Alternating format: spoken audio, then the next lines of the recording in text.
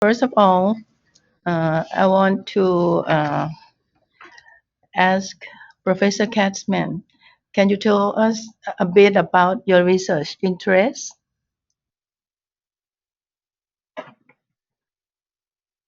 Yeah, thank you. My interest is very much about, um, it's really very much about hedonic tone.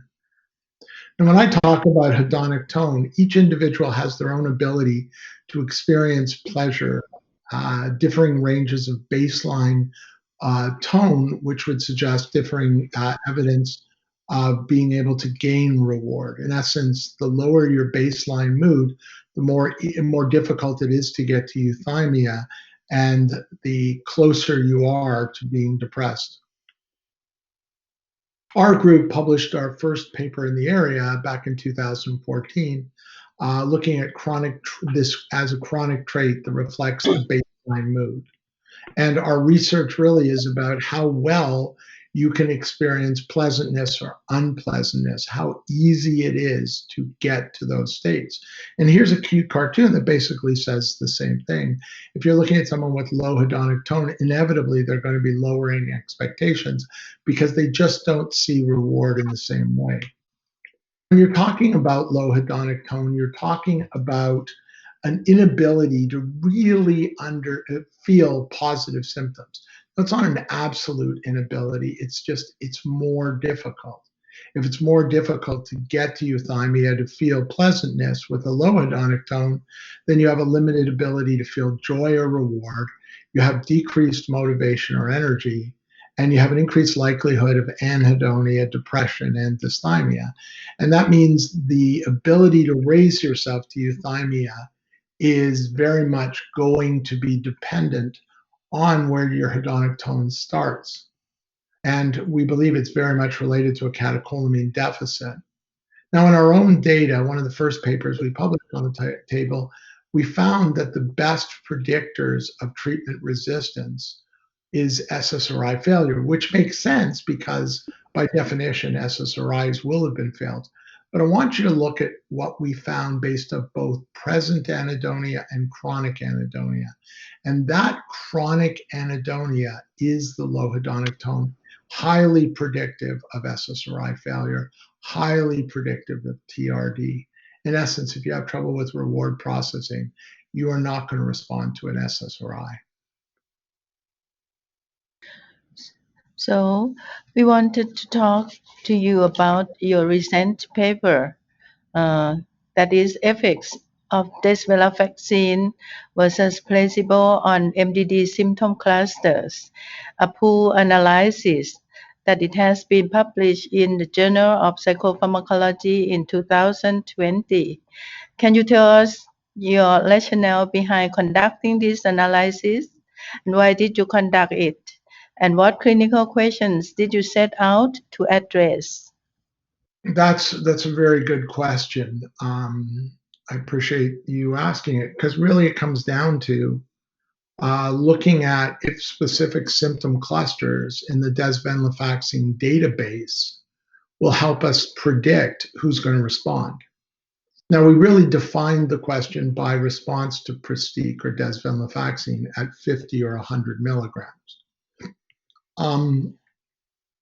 We did it because depression is a huge problem. When you look at the risk by 2030, it's going to be the number one cause of disability. And we need to find the specific factors that tell us try this antidepressant or that one. And normally when we do, we look at clinical features, comorbidities, side effect versus response potential, comparative efficacy, comparative tolerability, interactions. One of the things we never really talk about is how important cost is and availability. And perhaps the most important thing we do not talk about is simply the patient preference. So finding the right treatment is very much the art of medicine. But when we look at depression, we're looking at it in terms of severity scores. We generally go, well, we're going to add up all the depression scores and make a decision. But one of the interesting problems when you do that is what if one set of symptoms go up, meaning they get worse, and one set of symptoms go down? The overall symptoms improvement may be less than it actually is if we were to look at specific symptoms in specific populations. And that means it's all about subtyping pathways to depression. And so that's really at the beginning of where we started. Individual symptoms we felt should be analyzed and not just counted. That means sum of scores approach is not the direction to go. We wanted to look at whether, in fact, that defines function. And function is really different than quality of life. We often use them interchangeably, but they're not. When you think of function, it's the ability to perform tasks and engage in mutual relationships that are gratifying or satisfying. When you talk about functioning, you either refer to objectively or subjectively, and it's really based on a variety of behavioral domains like occupational, social, family. Quality of life is really about that and how someone feels about their life. Now, the problem is when you talk about quality of life or impaired function, we start to talk about things like symptoms. But when you ask patients how they feel, talk about very different things. They want their life back, positive mental health. And I think we, as a series of clinicians, have really made the focus on objective symptom changes as opposed to the patient's own sense of self. Now, the key factor in knowing if you're on the right track is early response. Now, by 2 weeks, we should notice change. And this data has been shown by Claudio Suarez, who published a similarly focused paper, but specifically looking at if early improvement suggests something. Now, the question is, does early improvement predict symptomatic or functional remission? The answer is yes. So when we're talking, we specifically wanted to look at specific symptom clusters as the driver, and we wanted to look at it from a theoretical, hypothetical place, i.e., do specific neurotransmitters represented by specific symptom clusters predict the malfunction that leads to depression? And if the unique malfunction that leads to their depression is predicted by these symptom clusters, then we can target treatment directly to that. And that becomes particularly important when we look at symptom targeted approaches. In essence, we're looking at the individual patient. From symptom specificity comes symptom targeted treatment for that individual based on their pre-treatment symptomology. In other words, how you got there may inform clinicians as to what you should treat. There's a hierarchy of goals. So we all talk about symptom reduction. We all talk about response, remission. We talk about normalizing of function. But it's all about understanding and measuring quality of life. That's really what tells that. And if we're looking for that functional restoration, that ability to enjoy interpersonal relationships, that ability to enjoy quality of life, is really about getting the person towards wellness. And multiple guidelines have suggested this. So the key factor is early optimized treatment, and our goal was to look at early diagnosis, specific targets to go forward, because the reality is the longer it takes you to get diagnosed, the less likely you are to get treatment. The less likely, or the longer the delay, the less likely you are to have a good outcome. Individualizing measure-based care, focusing on early improvement, specific symptom target was our goal. So this is a post hoc analysis.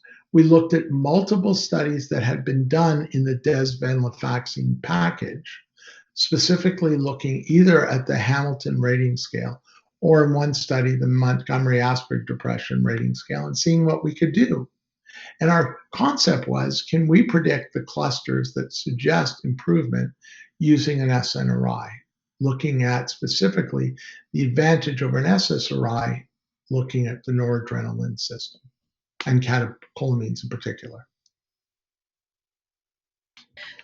So, can you briefly take us through the objectives and methods? For sure. Here's a simple slide kind of describing it. We looked at multiple studies, 9 in fact, a large number of subjects. We looked at the definition of remission being a less than or equal to 7 on the HAM-D, on the Sheehan Disability Scale, 10 on the Montgomery-Åsberg Depression Rating Scale. We looked at early response, i.e. a 20% improvement from baseline at week 2 as a predictor. Now, all the studies were fixed dose studies. And what are the important findings from the analysis? Well, we looked at 50s and 100s, right? And all the symptom clusters predicted improvement. And that means not only does total score showing an improvement of, say, let's say 20% or so or more suggest benefit, but each of the individual clusters show improvement predicted by early response. And that means if you see a 20% improvement in their Hamilton Depression Scale, the Montgomery-Åsberg Depression Rating Scale. And I realize most clinicians do not use a scale through most of their clinical treatment. You can use, for example, a more subjective scale, say PHQ-9 or something like that. If you notice an improvement in all clusters or overall, it means you're going to get a good outcome. Now, what's interesting is sleep cluster didn't show the same factor for 100 milligrams. And that particularly tells you that the sleep cluster represents potentially a place where you might have benefit from, say, 50, but you might have sleep changes, which may be more in keeping with a side effect, perhaps. Now, here's the data looking at each of the clusters. At week 8, you notice all of them are improving. But when you look at the improvement, you notice the significance in each cluster separating from placebo. And that's the point. And you don't see much of a difference between 50 and 100 milligrams, suggesting both of them are of benefit, and you're getting the SSRI or SNRI effect with desvenlafaxine in each cluster. So the analysis showed that symptom cluster improvement specifically is predictive of later treatment outcomes. So from the analysis show symptom cluster improvements have predictive value in later treatment outcomes. What does it mean to clinicians managing MDD patients? We're looking at a really important point, and that is in your practice.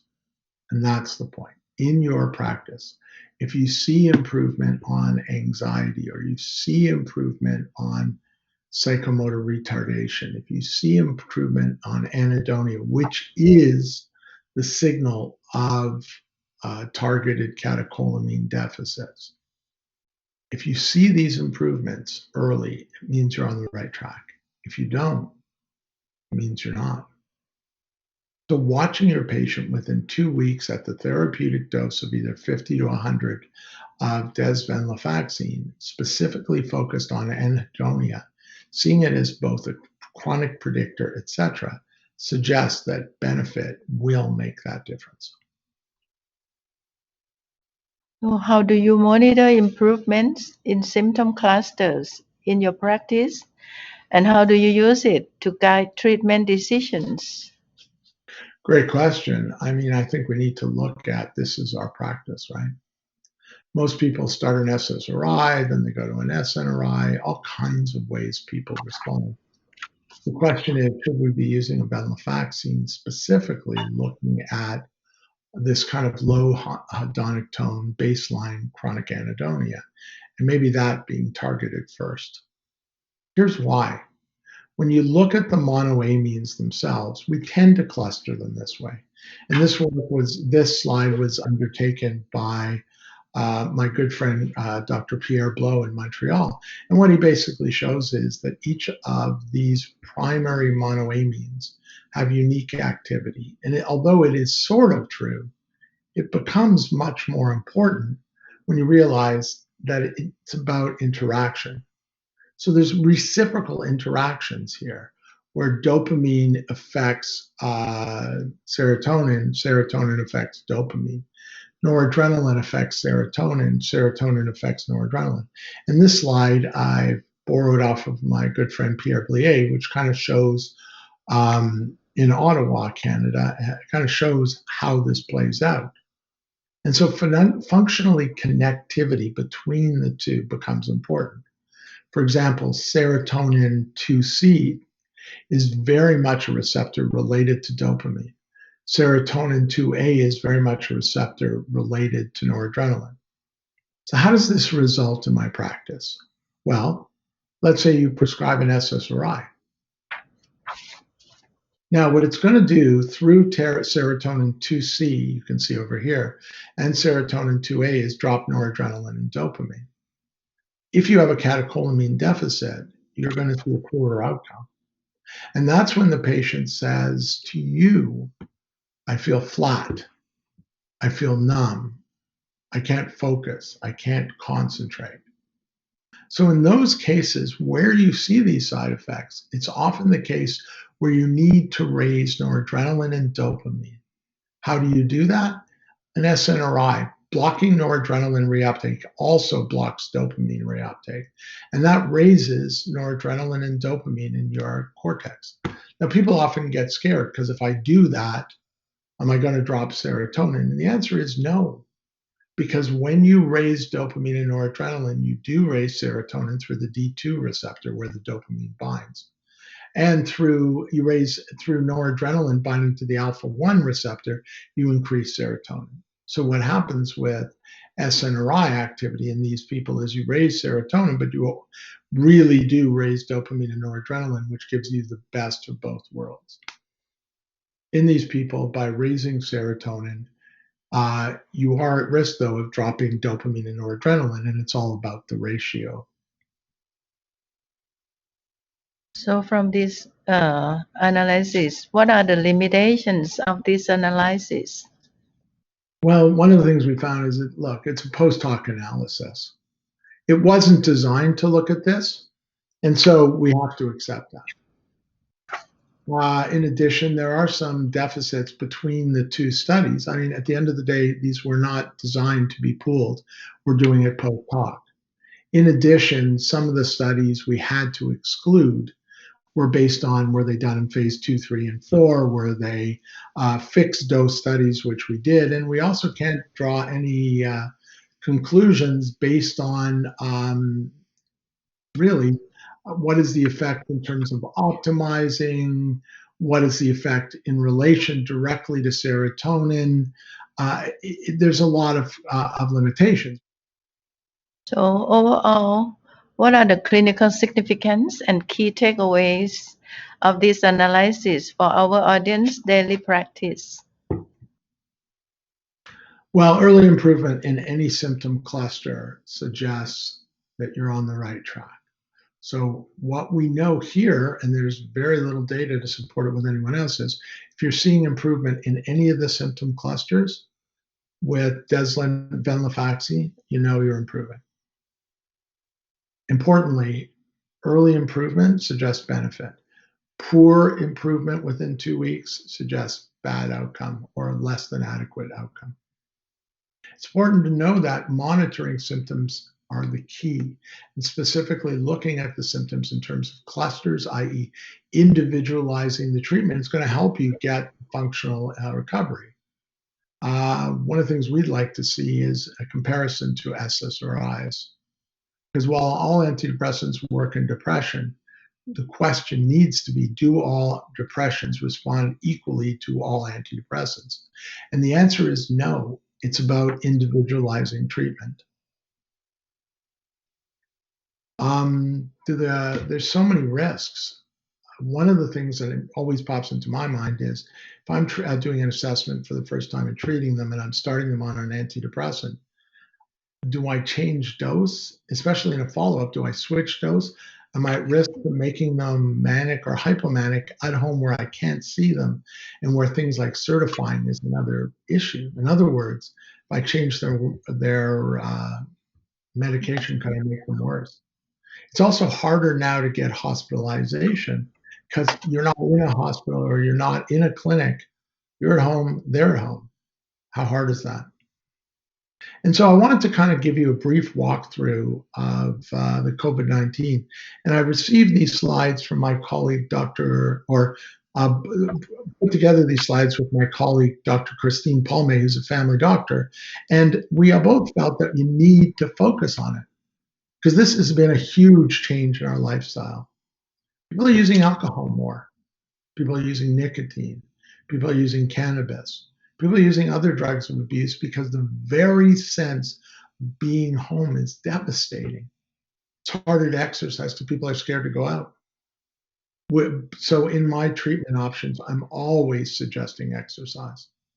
It affects socialization. People feel isolated. You can't date. You can't see your partner potentially. You can't see your parents. Often you can't see your children. And that is difficult. But it even gets worse when parents are kind of charged with being teachers and hall monitors and, coaches, in addition to having to work, all of it happening from home.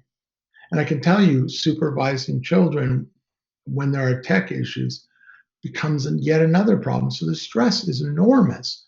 And that's even more so when you look at the economic changes and what it's doing to our finances. So it really is about what Darwin says. It's not the strongest who survive, it's the most likely to respond. And it's about telling your patients. And here are a couple things that you can look at. This is kind of a position piece Health Canada put together. And particularly, here's a position piece that Toronto's public health, my hometown, approach has been. And it's things like having a routine, getting patients to take a breath, exercise, mindfulness, yoga, keeping them in contact. If you can't see people, it doesn't mean you can't see them on Zoom. You can't call them. Making them busy. A lot of my friends are having online dates, online groups.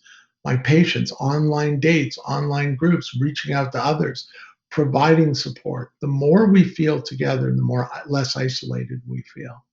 And here are some simple answers. Washing your hands. Now, I tell my patients to wash their hands while singing the alphabet song. So, singing A, B, C, D, E, F, G, say the alphabet. And while you're saying the alphabet,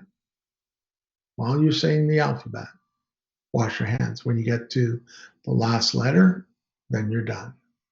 Apply soap. That's key. Rinse well. Make sure that you limit contact. Wear gloves. Wash between your fingers. But you also need to make sure you feel safe. And there are a number of sites. You can look at the World Psychiatric Association has a lovely review on psychiatric manifestations of COVID by country. Thank you for your attention.